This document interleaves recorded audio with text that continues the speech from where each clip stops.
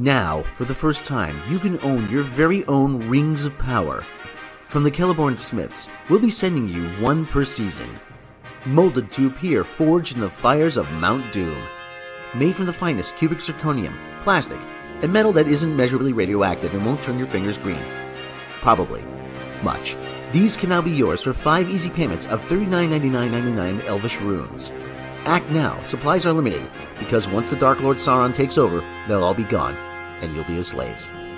And just remember, there's a tempest in me, whose fault this actually is. And it will not be quelled.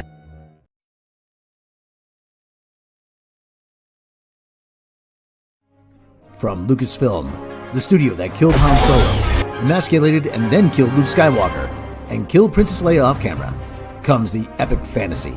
No, not Lord of the Rings, that's being ruined over at Amazon. The franchise that you kind of remember because Val Kilmer was in it, but now they just turned him into an absentee father. Willow. Meet Princess Kit, an entitled, bratty Gen Z character that for some reason is living in a medieval era. Kit's betrothed to Spider-Man's obnoxious fanboy Flash Thompson. But she has to be gay because diversity. Now she'll have to prove her worth to her true love, Envy's Nest. Together, they'll fail to stick to era-specific dialogue.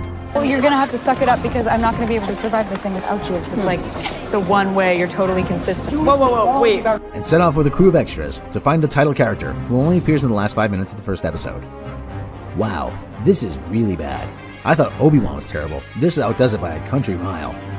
And why do you insist on putting Erin Kellyman in action properties? She's not convincing in anything, and she can't act. You might as well call her Erin Go Away Little Girl Kellyman, because that's what they actually say to her. Starring the worst group of G4 canceled X-Play D&D players in history, in World of Warcraft. You have to be pretty daft to follow us, considering we're all gonna die. The show was bad enough, but did you really have to include dwarf tossing?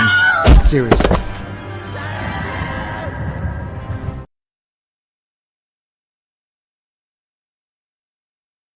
From director James Cameron, who somehow prided himself away from exploring shipwrecks long enough to make the sequel to a movie that comes a decade too late to mean anything to anyone, and gave the movie industry an excuse to charge us all an extra $5 to wear goofy-looking glasses that will end up giving you a headache. Avatar 2: Way of the Water. Return to Pandora, where the Na'vi live in harmony with nature. Wait a minute. See an outsider who enters their midst and learns their ways. Hold on. Then their society will be upended as the white man begins to migrate into their lands and exploit their ecosystem for resources. Hold on, you're just making the same movie again, which itself was a remake of Dances with Wolves, with blue people. You took 13 years to make a sequel to a movie that was already made? Twice? I mean, at least change it up a little bit. Starring CGI, more CGI, and more CGI. Really? I might as well be playing a video game at this point. At least I can interact with that. Don't miss Dances with Smurfs, Under the Sea. You know, James, you just want to make underwater documentaries at this point, so just go back to making those for PBS and leave us alone, please. Norval? What are you doing here? Black Shaggy need a minute to prepare for this. I got to know what I'm getting into, so do you like the back door or not? Black Shaggy don't want to read this in the newspaper, you dig? Inquiring minds want to know. We have a student newspaper? Bitch is dumb. Hey! Who just threw a rock through my window? Geo from the Crystal Mines. You should know that because your dumb bitch ass was born there. The Crystal Mines? That old tourist attraction that's now a seagull toilet full of condoms? Bitch is crass. That's right. Unknown caller. Spooky. Hello? Velma Dinkley speaking. Hello, Velma. You like solving yourself a mystery? Yeah, but I'm actually much more three-dimensional than that. Who is this? This here Black Shaggy. You made the one black guy a drug dealer and a stoner. You gonna die, bitch. Jinkies.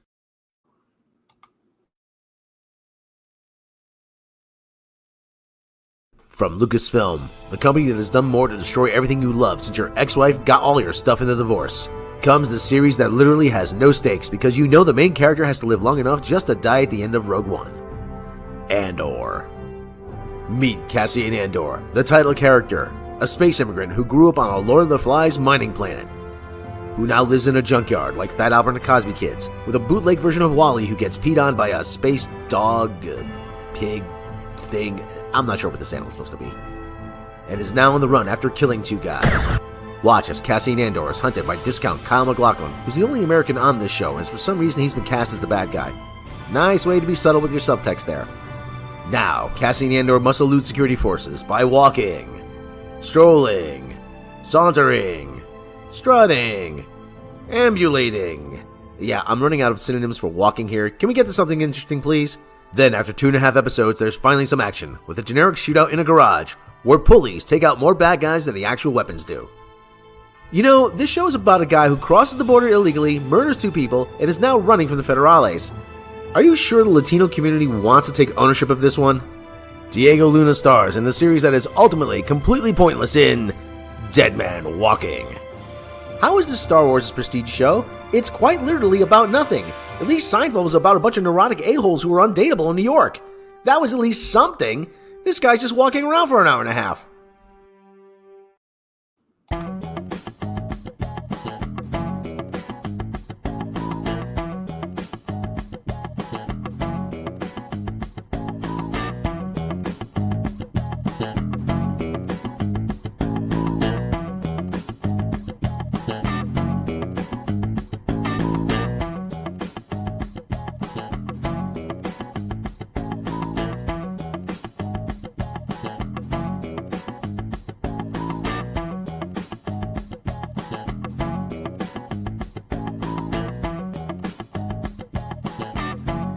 Hey, everybody, House in the morning, WNBC, WNBC, WNBC. WNBC, House in the morning, yeah, WNBC, WNBC. Thomas in the morning, we got Mike Brink traffic. Rob Bartlett. Thomas in the morning, WNBC. WNBC, WNBC. Thomas in the morning. How you doing, everybody? How you doing, everybody out there? Sorry for the late start.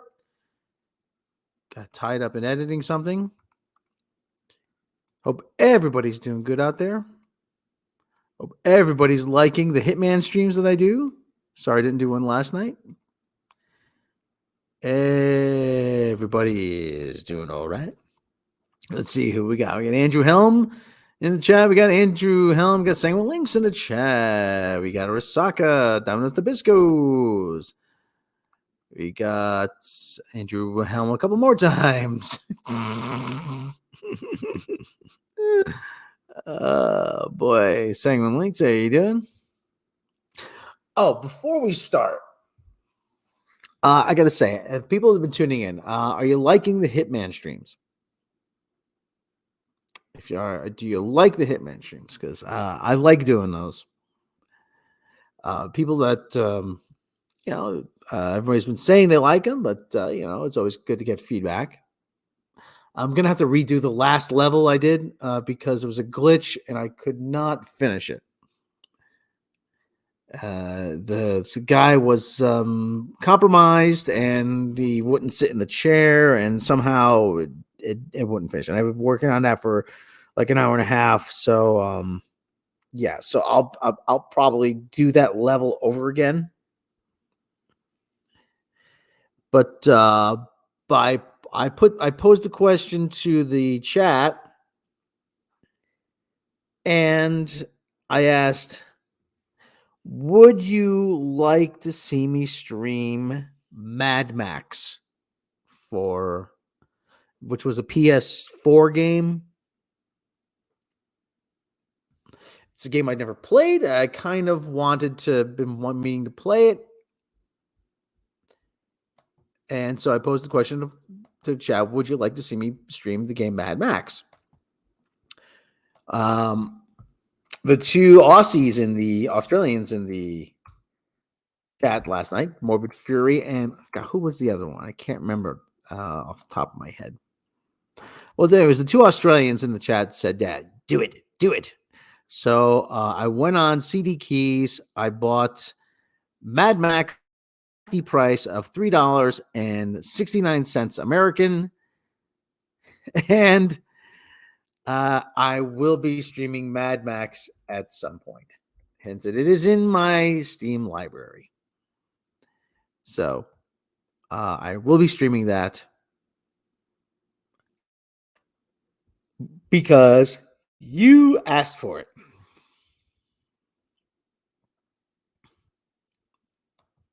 So because I've been watching, for some reason I've been watching The Road Warrior lately. I've been watching the first Mad Max film, just trying to get a. And that was always one thing that was always confused me. When I was younger, I asked, I watched Mad Max, and what happened? What happened to the world to make it go turn to complete shit? And my brother told me, "Oh, it was a nuclear war." I'm like, "Yeah, but you can see, there's still, there's still electricity in the Mad Max world. There's in the first film, there's still electricity. There's still police." I can't remember who I said this. I think it was my buddy Jimmy Martin. Jimmy Martin. So yeah, there's still electricity, barely. There's still hospitals, barely. There's still police, barely. There's still courts, barely.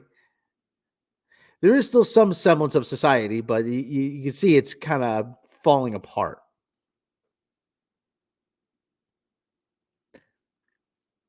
It's been ages since I saw Mad Max. Yeah, well.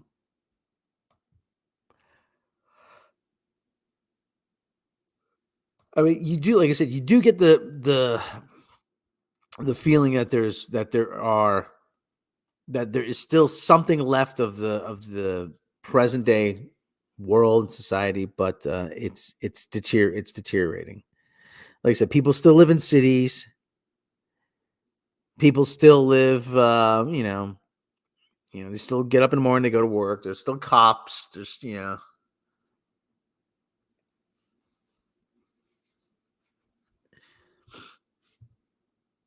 but you get the ages, you get the feeling that things are not going well. And there's also, the thing I read is, the official timeline says the world ran out of oil. That was the thing. The world ran out of oil, and it sparked some wars. Two warrior tribes went to war. That was in the second movie. I remember a man called Max. And it was, like I said, the idea that he's this like folk hero, which is actually kind of cool. Yeah, the motorcycle gangs taking over the sections of the highway like lawless the highwaymen. So anyway, I got the game Mad Max, and by the time the third one, Beyond Thunderdome, came out, all the water had evaporated because of the nuclear missile strikes,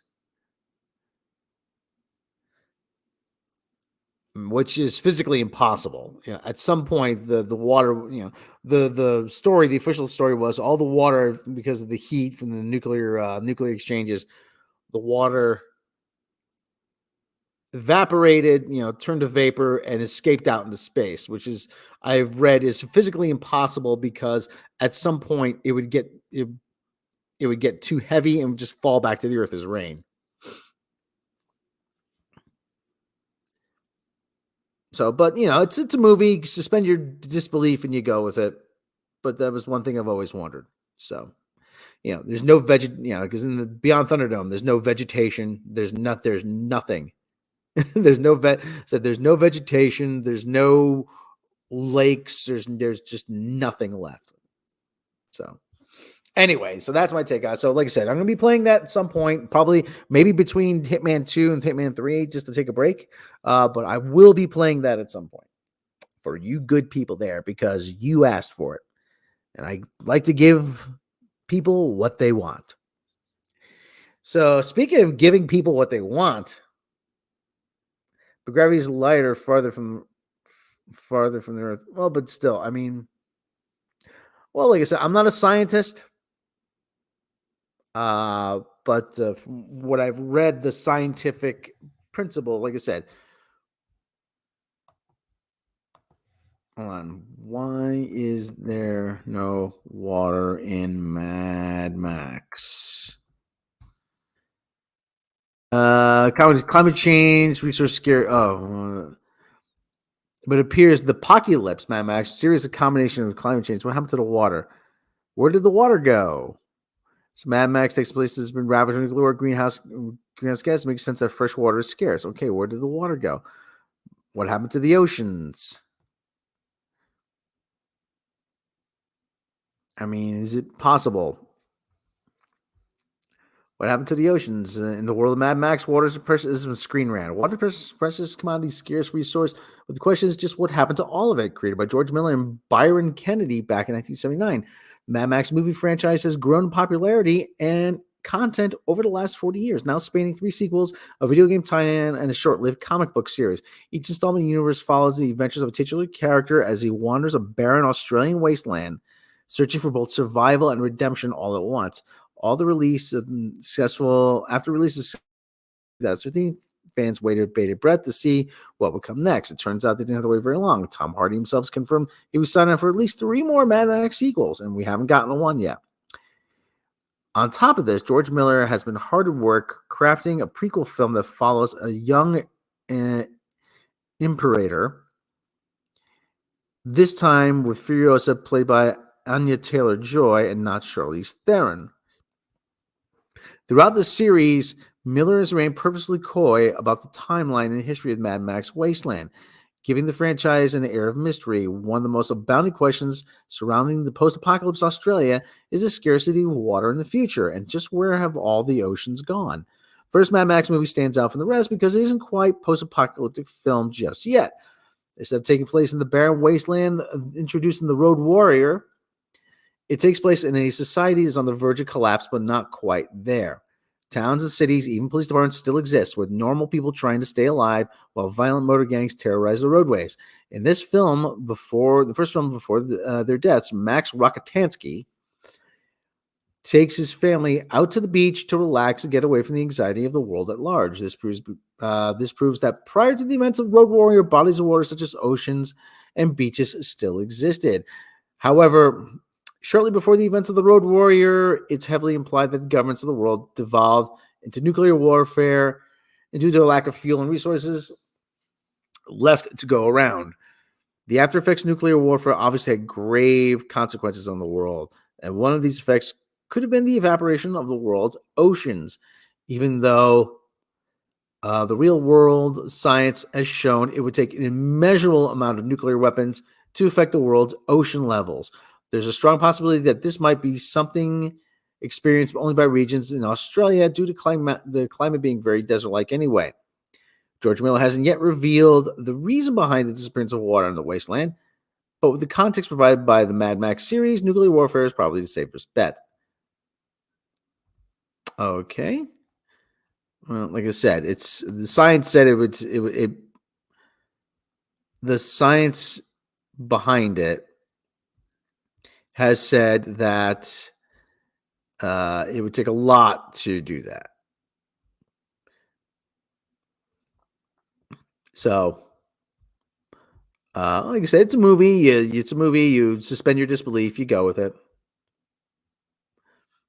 Hello, Clint Matthews. When townships pay for water moving through aqueduct canals, they also factor in paying liters through loss of evaporation, which has increased due to climate change. Okay. Read the first chapter of Mad Max to us in the Black Shaggy voice. Let's see. Hold on. Road Warrior. Your opening narration transcription. Warrior trips. Okay. The Road Warrior, as read, since I don't have a whole lot more news, the Road Warrior opening narration. What? Well, hold on. Disney's supposed to be selling off content? I don't know.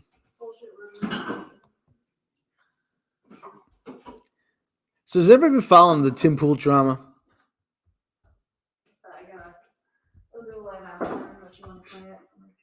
No. 64% ownership of shares on Walt Disney Company. Disney World rejects contract offer. There's a labor dispute. Proud to see it. CNN anchor reacts new doll collection with Disney union members reject contract. Okay, so Disney union members. That's right. Okay, send him a slag. How y'all doing? This here Black Shaggy.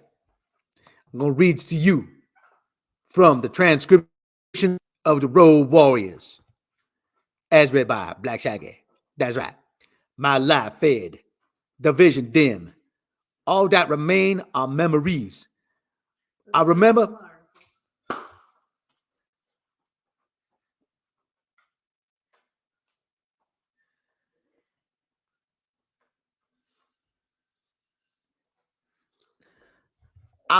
time of chaos, ruined in the dream of this wasteland. But most of all, I remember the Road Warriors. Yo, we call him Max. You dig? That's right. To understand who we were, you had to go back to another time when the world was powered by the black fuel. It's not as Black Shaggy, but the black fuel. See, I like this movie already. The black fuel. And the desert sprouted city of pipe and steel. Gone now, swept away. For reasons long forgotten, two mighty warrior tribes went to war, touched off a blaze that engulfed them all. Without the fuels, they were nothing. They built a house of straw. Thundering machines sputtered, stopped. The leaders talked and talked and talked. But nothing could stem the avalanche. Their world crumbled. Cities exploded. Whirlwinds of looting, firestorms of fear. Men began to feed on men. On the roads, it was a white line's nightmares. Only those mobiles enough to scavenge, brutal enough to pillage, would survive. The gangs took over the highways. We talk about the Crips and Bloods. Is that who they are? The Crips and the Blood. The Crips and the Bloods gone global. You see that?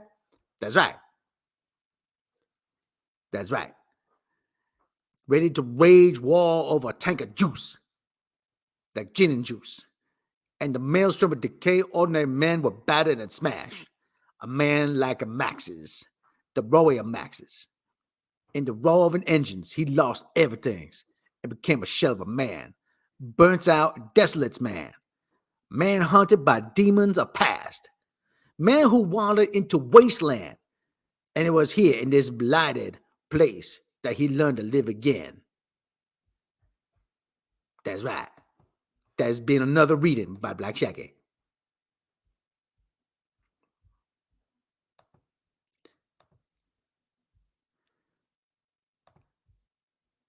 That's right. Black Shaggy.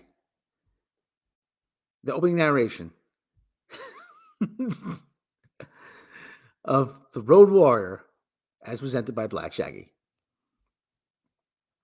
So, okay. So, Velma. Oh, God. So, Velma. Dear God. Dear God, how does it get worse? I just don't understand. Thankfully, it's nearly over. I mean, oh boy, it's just hard to describe. It really is. It's hard to describe how bad this is. But the whole problem with Velma is that again, it's not made for anybody.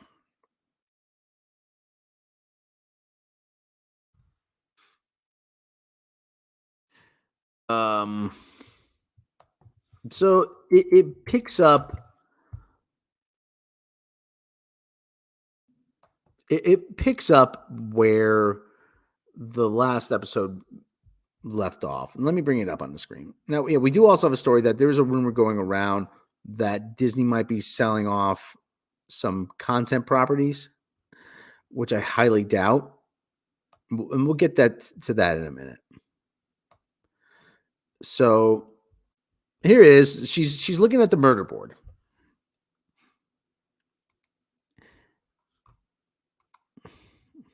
It's unbelievable. And you're right. It's therapy. It is. You are right. It is therapy for many killings and securities. So, all right. So there you go. Well, I don't hope they all shut the stream down. Well, anyway. So there you go. Okay. So she's trying to find out what Jinkies means. Jinky. It turns out it's Jinkies the clown. Okay, and there's. Oh, good. The bitch is dead right there. So it turns out she's asking her remarried dad to Fogfest. There's some kind of Fogfest. I'm like, great. It's gonna eat people's skin. So, will you go to Crystal Cove Fogfest with me? I don't get it. I just don't get it. So this is the best they could come up with. So there you go. Litigation. Yeah. Ah, ha, ha, ha, ha, ha. I'm a lawyer. My t-shirt says litigation. Ah, ha, ha, ha, ha. Okay. The freaking thing is, this series is hard enough to follow. It really is. It really is. It is very difficult to follow because it's just in one ear and out the other. But the main point of this episode is that, okay, now Gigi, she wants to go to Fog Festival with Norville. That's Norville. I'm Black Shaggy. My character is Black Shaggy. So yeah, yada yada. Okay, Fog Fest. I have great members of Fog Fest. Yada yada. And Fred comes along and asks Daphne to go to Fog Fest by, I kid you not, throwing stacks of money at her. And you notice how Velma's fat ass has got cheeseburgers or whatever they are over here and mashed potatoes?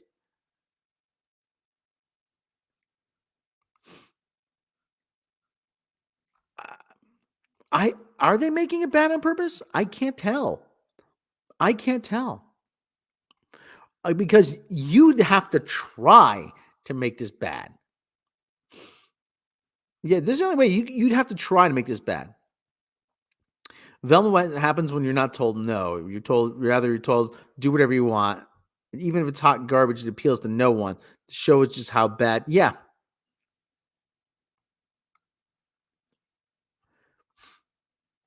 But like I said, it's appalling. They throw stacks of money at Daphne. Oh, would you go to the prom for whatever it is? I don't know. Okay, they're going to. She smacks Fred. She smacks Fred for some reason. I can't remember why. Yeah, she's asking Daphne because it's funny now. Now you find girls' brains hot. Okay. So, walk away with Daphne. Ha. I'm going to Fog Fest. Oh, yeah. We're drinking. Oh, look, underage drinking. Ah, ha, ha. We're so edgy. Oh, a spider. Oh, look, a spider. So she gets Detective Jinky's Case Files Invisible Ink by D. Dinkley. Now, she gets the idea that she's going to go to Fog Fest, but not how you think. Turns out Jinkies is a phone number. Okay, here's the problem with this now. The 555 prefix, that is incorrect. If you look on a phone, especially an American phone, a keypad, you would see that JIN is not Jinkies is not 555, JIN. That would be 556. So there's mistake number one. I know that's a bit of a nitpick, but JKL is 555. Sean Ross, Black Shaggy, why you let that mini kid make you look like a simp? No, that's Norville. Black Shaggy is what I do with the character. They type F if you want Thanos to snap Velma out of existence. Yes, please.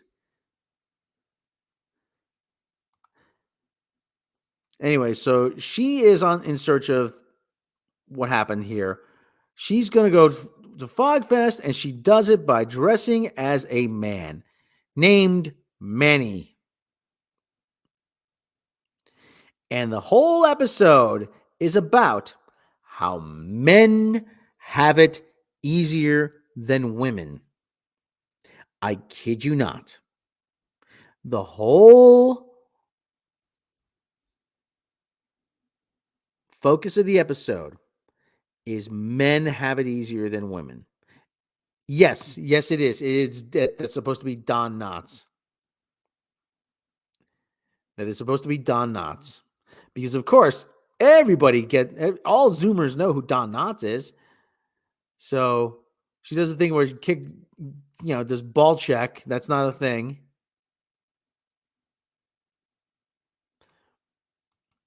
Yes, I would be the first one to make that suggestion.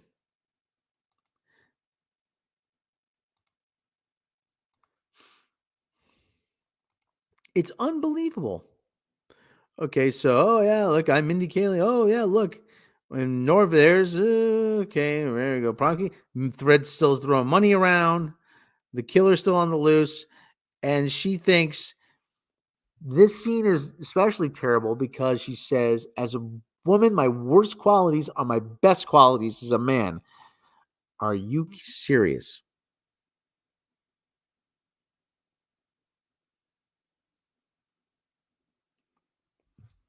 Are you freaking serious? So I don't want to spend too much time on this. There's a fight between Fred and this guy here. She goes to the bathroom.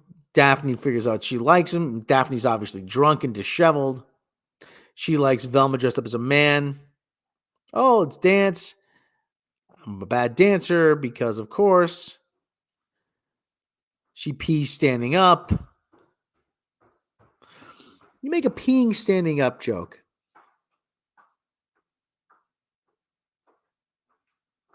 Can we watch her get hit by the car again? That was actually the best part of this whole series. Her getting run down. Would you agree? Yes? Huh? That is actually the best part. Did you see the meme? Asian person scoops up one, boils it, eats it like noodles. This is an insult to Nora Vincent, who spent time pretending to be a man, proves this baloney. And this aired less than a year after she died. So there I'm okay. Yay, Manny's, and oh yeah, here you go. Groper's Comedy Club. Is that? For God's sake, everything is some sort of inside joke. We're not all TV writers. Okay, and this is actually where it gets particularly bad. Oh yeah, hi man. Oh yeah, and they're ready to kiss. Oh yeah, you be the perfect man if you be the perfect woman if you're a man. Yeah, there you go. So Don Knotts. Okay, this is particularly bad. And there's this big chase scene here with the Scooby-Doo with the Scooby-Doo music as some sort of Easter egg.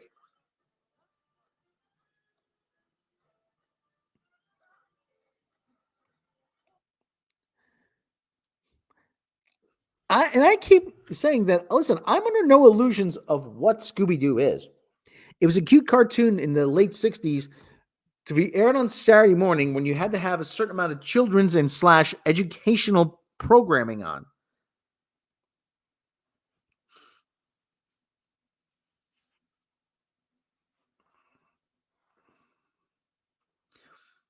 You had to prove you had a certain amount of educational programming on. So you ran cartoons as long as they have some sort of educational message. Okay, good enough. But this is just hateful.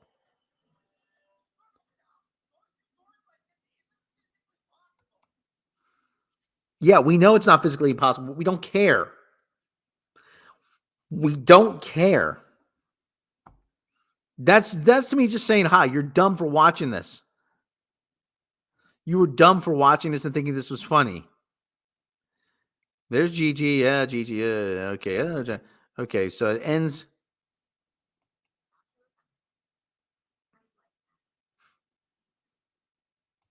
Oh, for fuck's sake.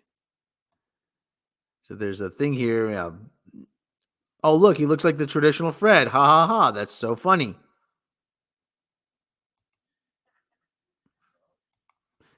And so it gets swept away, and it comes back as this other thing. Okay. Who writes this stuff? They're trying. Well, that's the thing. They're trying their best to. They're trying their best to protect Mindy Kaling, and it's not working. It really isn't. It really is not, and they know it's not working.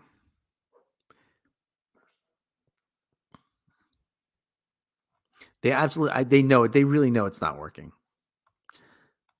So, okay. So in the next episode, it gets worse. Just to illustrate how bad the next episode is, I'm just gonna, like I said, we're just gonna go over. Where the heck is the video here? So, okay, so here we go. Vincent showed the most women are pure, vile people. I applaud women who take initiative to expose the truth. Well, but here, Chris Rock said something similar, like, women hate other women. So, I mean, there's that. And there comes the kitty cat. Kitty cat, for those who are interested, the kitty is being a pain in the rear end. Okay, now, here it is. This episode is told mostly through flashbacks.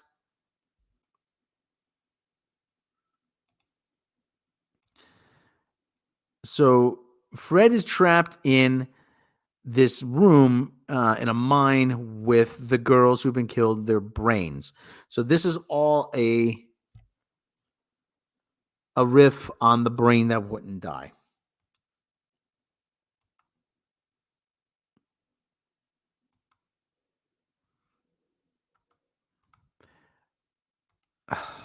This is just painful.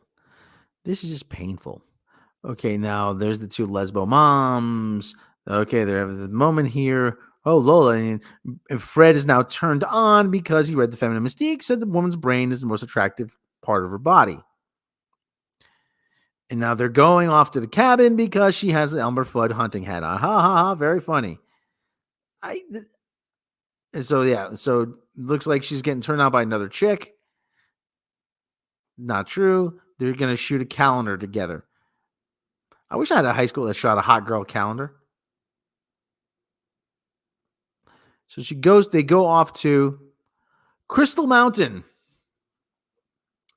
Crystal Mountain. The reason why it's called Crystal Mountain is because Billy Crystal, comedian Billy Crystal, is carved into the side of it. Are you kidding me?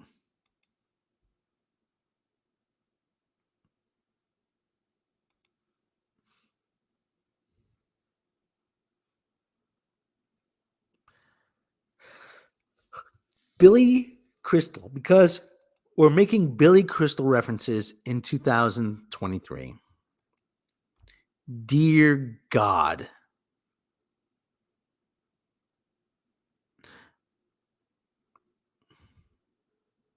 All right. Well, that's enough. That's enough. We really don't need. It's okay. So they're underneath there.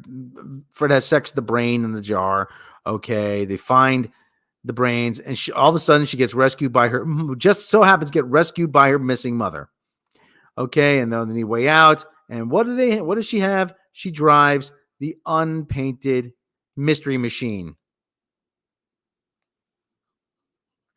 which is probably a 1969 Ford Econoline camper van or something. I don't know.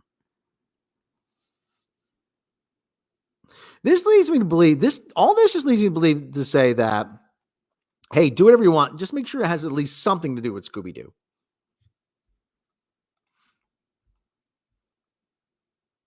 VW. It's probably VW Samba.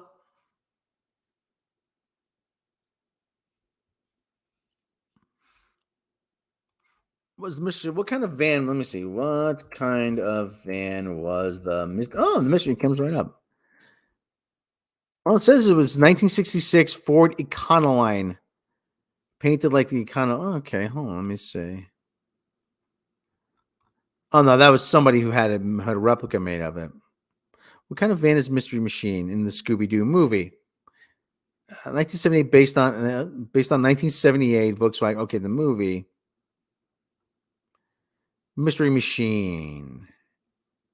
Yeah, it looks most likely it's a VW Samba or microbus or whatever you call it.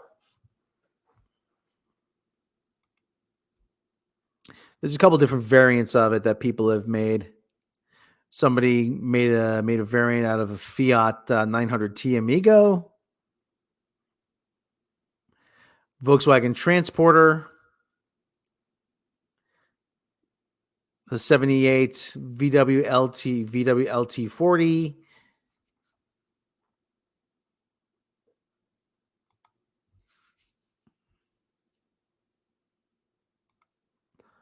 How about me? Star Trek TNG's first couple of seasons, despite mistakes, let me tell you, there were still some really good episodes in the first couple seasons.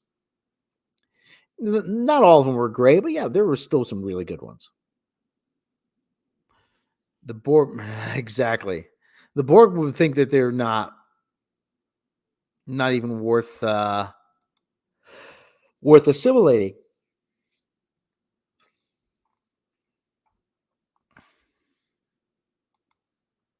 So, I mean,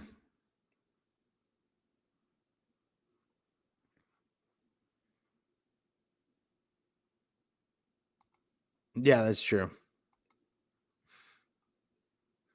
All right, so there's the mystery machine, the unpainted mystery machine. Oh yeah, we're getting out of here to drive up the wall. Gigi, what are you doing? Oh, okay. Of course, there's a joke about ha ha ha.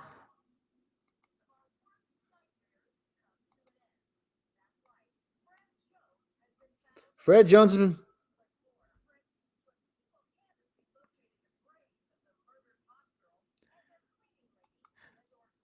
Oh, get it? Oh, yeah. Of course, she's a maid or she's a cleaning lady because she's got brown skin. Ha ha ha ha! Oh, look, we're so hysterical. Ha ha ha ha ha! Ha ha ha ha ha! It was a Dodge A100. Dodge A100 mystery van. Let me see. Oh yeah, huh? Oh yeah.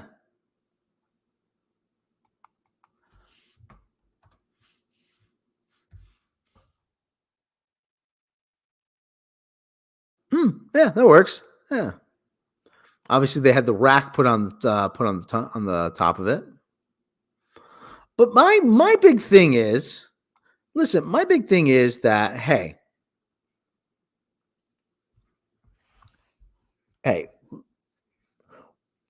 it's not that this show is bad. It's that it's so bad. Like I said, and I don't believe it. And I realize Scooby Doo was a cartoon just for kids to watch on Saturday morning. Okay, fine. This isn't ruining my childhood, but at the same time, what do you think this is? What are you trying to do here? Who do you think this is for? Who do you think is going to watch this?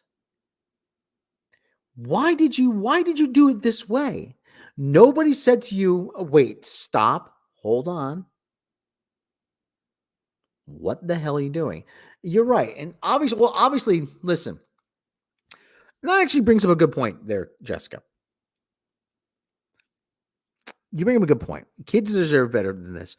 They say this is adult animation, but I'm hard pressed to find any adult material in this other than some sort of semi nudity in the first episode. There's not a lot of cursing. There's not a lot of adult situations. They do say the S word in one of these episodes here. You think they'd be just letting the curse words fly. They're not. So obviously this is intended for some young audience.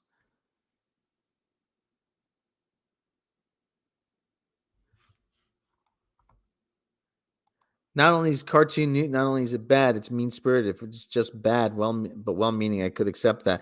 But it's made it. Yeah, yeah, yeah. I've heard High Guardian Spice is terrible. Yeah, I've never seen it. It's not new Star Trek. Well, here's the thing: not the new Star Trek is like the STD. They honestly thought that they were making something good. They thought they were paying homage to the original. They really believe that, which makes it even worse. That they had no idea what they were doing. Okay, so that's the Velma roundup. Thankfully, there's only 2 more episodes left, and I don't have to pollute my brain with this garbage anymore. Okay, now there's a rumor going around about Walt Disney may begin to sell some of its properties to other studios.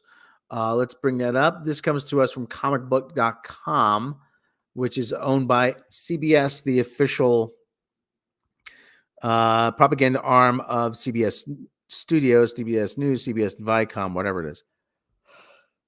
Walt Disney Company may begin selling movies, shows to other companies. After years of keeping all intellectual property as close to home as possible, a Disney source tells Bloomberg that pressure to rein streaming costs could result in the studio selling movies and shows to other companies. It isn't a radical approach as it may sound. Many studios produce content which is then put on the market to the highest bidder to distribute. But it's a departure for Bob Iger, in particular, and Disney in general. Even before the advent of streaming and the launch of Disney Plus, the studio has always liked to control distribution more tightly than most.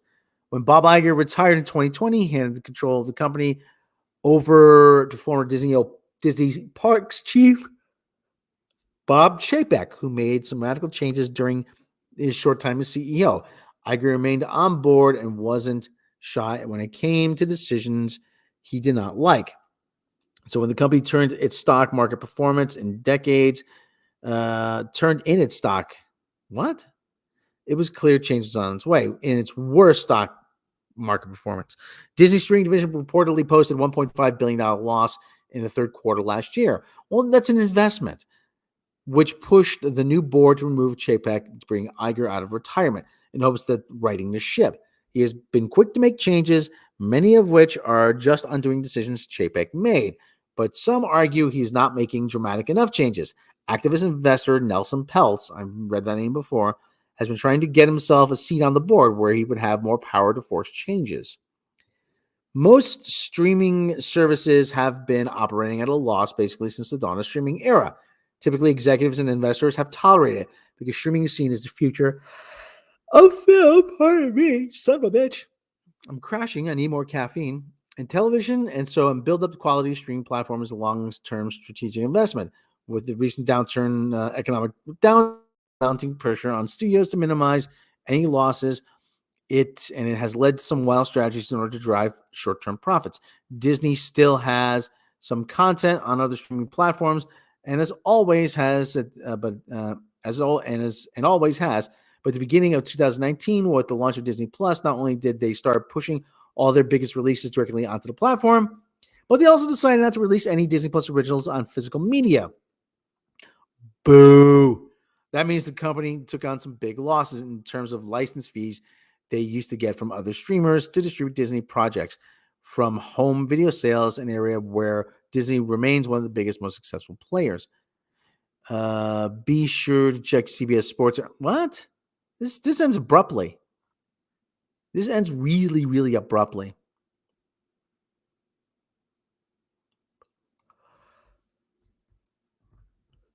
Let me tell you something. Mecca hates coffee. She hates coffee. I, on the other hand, love coffee. I'm a slave to the bean. So, yeah, it doesn't say anything. I will say one thing about Disney Plus and their physical releases. Give me please, for the love of God, give me my Blu-ray version of Get Back. Do we already have it? Is it already out? Let's see. The official Beatles store. Page not found. No, they axed a freaking. Let me go here. Hold on. Blu-ray. Get back on Blu-ray. Is it? Oh, for fuck's sake. Amazon. It's not on Amazon. Switching to protected browser. Beatles Get Back. Okay, it is. S. Why is this? It's got a freaky, funny title. Is it a region 2? What's going on? This is not. Is this the official one? Blu-ray collection, complete 3-part documentary, fully restored sound, incredible picture. Is this a bootleg? This looks like a bootleg.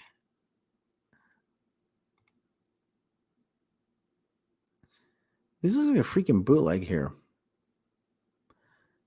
Well, I'm gonna have to order one of these.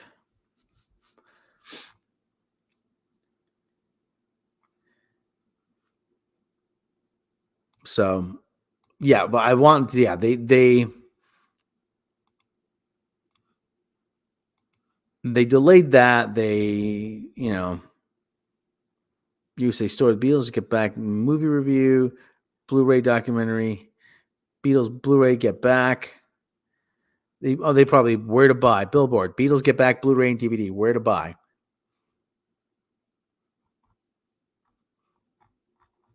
Okay, so it has been released. It has been. Special collectors gift comes with complete collectible cards. It's sold out at Walmart, Target, Best Buy, but you'll find it at Amazon. Okay.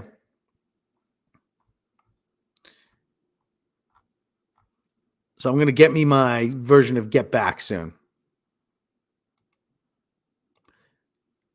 What? Well, okay, listen. No one wants She-Hulk on DVD. Yeah, well, that's the other problem. And that's a big problem is that a lot of stuff is just not going to sell on streaming. Nobody's going to buy Ms. Marvel. Nobody's going to buy She-Hulk. Nobody's going to buy Ironheart. Nobody's going to buy any of that stuff. That's the other, listen, I was buying just about every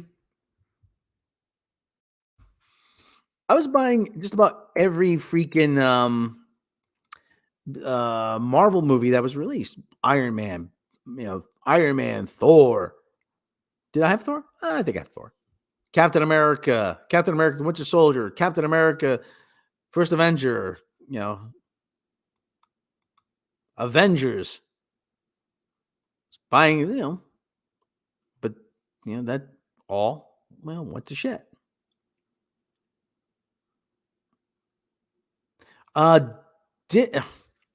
Peter Jackson's company made it, but they distributed it through Disney. Disney has the distribution, but the music is licensed through Sony Music Publishing. That's the thing. And a company called the Calderstone, which is a special company that was set up just to administer the rights to the Beatle music.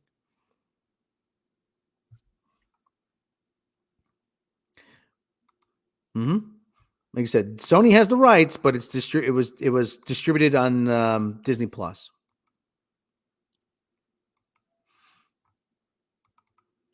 So, yeah, I mean, the thing of the whole problem with the Beatle rights is that, like I said, it is they're very, very, very picky about who gets what. Always have been. I mean, they used to be distributed through Alan Klein's. Some stuff used to be distributed through Alan Klein's company, Abco. And Alan Klein actually had not ownership, but Alan Klein actually had a lot of John's property too. For years, Alan Klein had John's guitars. Wouldn't give them back, well, a couple of them at least. Yoko got those back, donated to the Rock and Roll Hall of Fame. So let's see. If women don't buy Captain Marvel and She-Hulk, who else will? Yeah. There's that joke. Sandra Hammerslag, yeah, Klein was an SOB. He fucked over Sam Cooke. There's that joke in The Ruddles about Alan Klein that they call Ron Klein. Nasty adored him. He was a man after his own wallet. You were free to inspect his books, but no one could find his accounts. Klein told the Ruddles that if he managed all of their affairs, they would never have to worry about money again. And you can see, like in the documentary, Get Back, John's like, oh man, Allie, he knows so much about us. He knows so much about me. More. He knows me better than I know myself. Okay. So Disney might sell. I don't know what they're going to sell. We're going to have to keep an eye on that. I'm going to do animal news. First, the Super Bowl here in the United States of America takes place on next Sunday, to February 12th. 6:30 p.m. Eastern, 3:30 Pacific time, with the Kansas City Chiefs and the Philadelphia Cheesesteaks, the Eagles, or whatever you want to call them. My football season has been over for a while, and I'm looking forward to next year. All right. So Henry the God's in the chat. How you doing? I envy you. I don't envy you. I don't know. I don't have money on it, so I don't know. I'm not really rooting for anybody. My season's over. But they're playing, so there you go. All right. Time for animal news. Animal news. Animal news. Animal news. Okay, we are going to a couple interesting news story.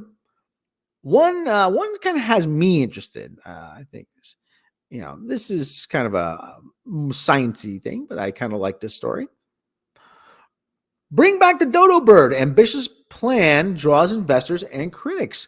Colossal Biosciences, which announced its ambitious plan to revive the woolly mammoth 2 years ago, said it wants to bring back the dodo bird too. And I need a glass of water.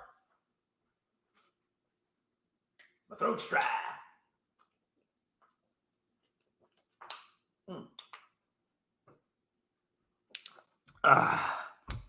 My throat's dry. Let's see how they would do that. Washington, the dodo bird isn't coming back anytime soon, nor is the woolly mammoth, but a company working on technologies to bring back extinct species has attracted more investors, while other scientists are skeptical such feats are possible or a good idea.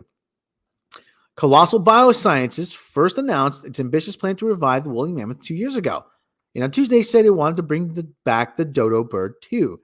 The dodo is a symbol of man-made extinction, said Ben Lamb, a serial entrepreneur and co-founder and CEO of Colossal. The company has formed a division to focus on bird-related genetic technologies.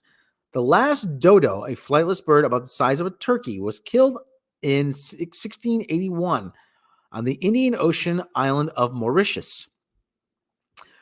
The Dallas company, which launched in 2021, also announced Tuesday it had raised an additional $150 million in funding. To date, it has raised $225 million from wide-ranging investors that include United States Innovative Technology Fund, Briar Capital, and Incutel, the CIA's venture capital firm, which invests in technologies. The prospect of bringing the dodo back isn't expected to directly make money, said Lamb, but the genetic tools and equipment that the company develops to try to do it may have other uses, including for human healthcare, he said. Well, that's a good side benefit. I am all about the healthcare advances because I want to live to the age of 200. For example, the Colossal is now testing tools to tweak several parts of the genome simultaneously. It's working on technologies for what is some called the artificial womb, he said.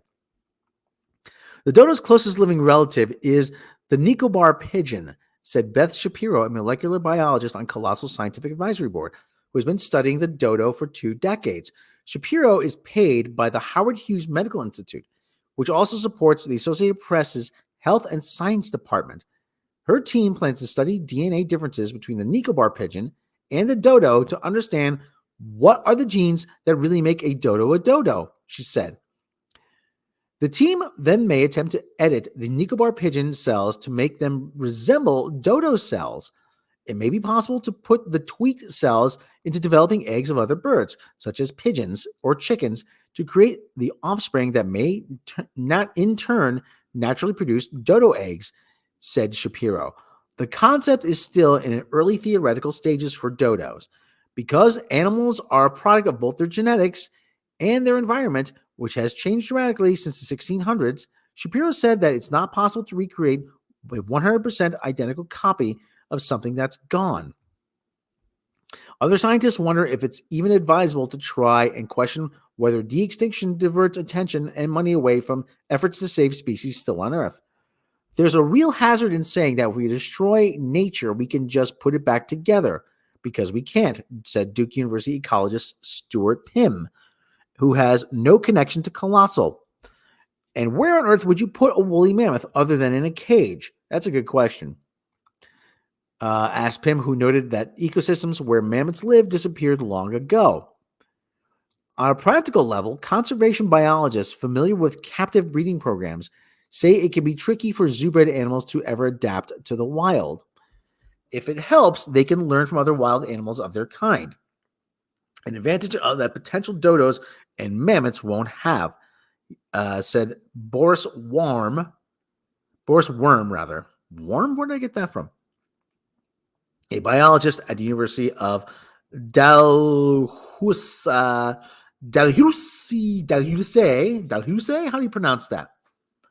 Dalhousie in Halifax, Nova Scotia, who has no connection to Colossal. Preventing species from going extinct in the first place should be our priority, and in most cases, it's a lot cheaper. Well, I'm all for that. But you know what? Listen, man has hunted a lot of species into extinction. Like the passenger pigeon, the Barbary lion.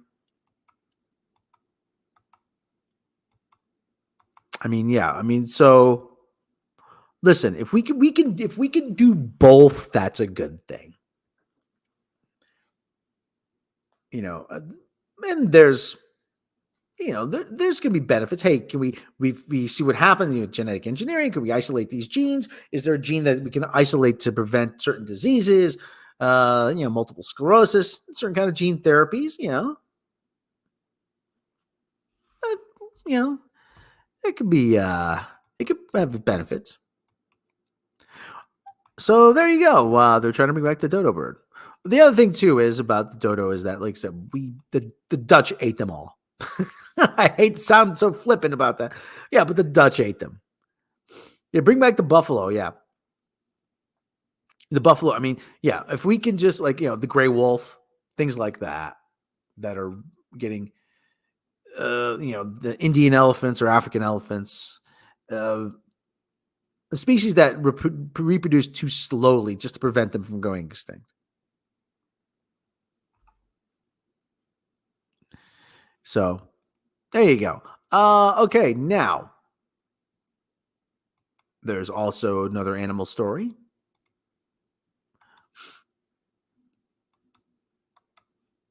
That we're probably going to end on.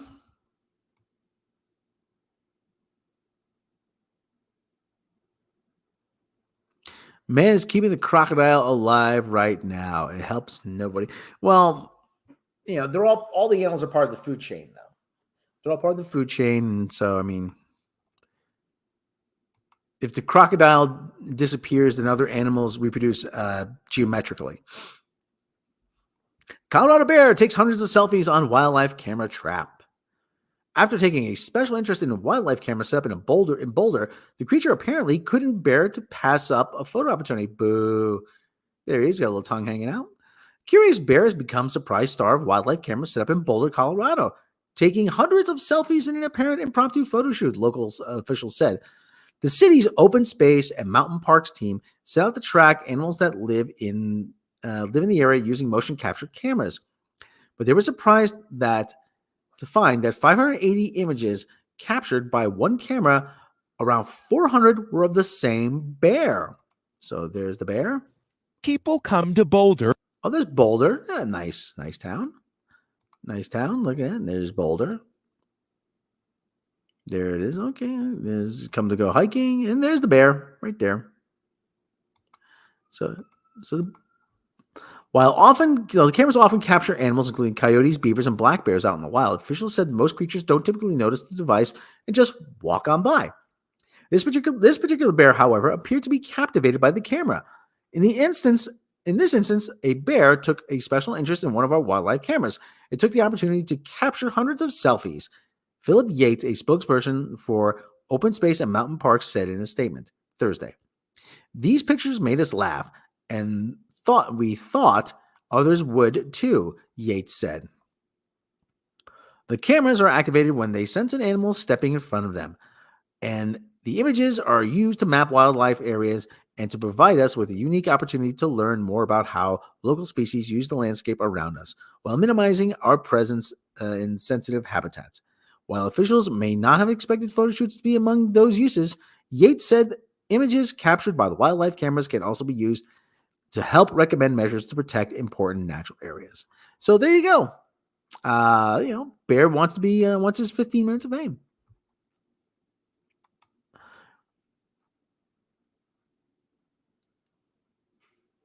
So there's the bear. So okay, well, there's kind of a nice story to end it on.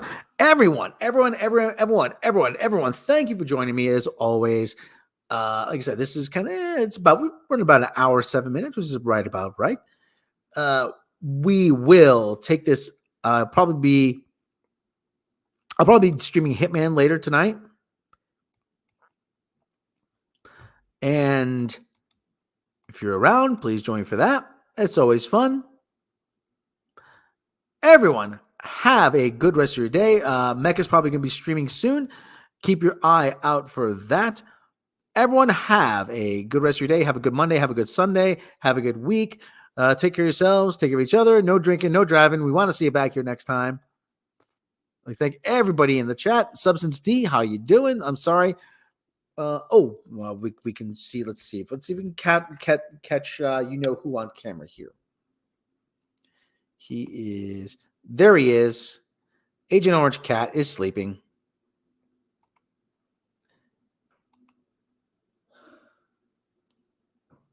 He's doing well. He's been a little bit of a crybaby, but he's doing okay. So there you go. Agent Orange Cat. The big furball is doing well. And with that, everyone, have a good rest of your Sunday, and we will catch you next time.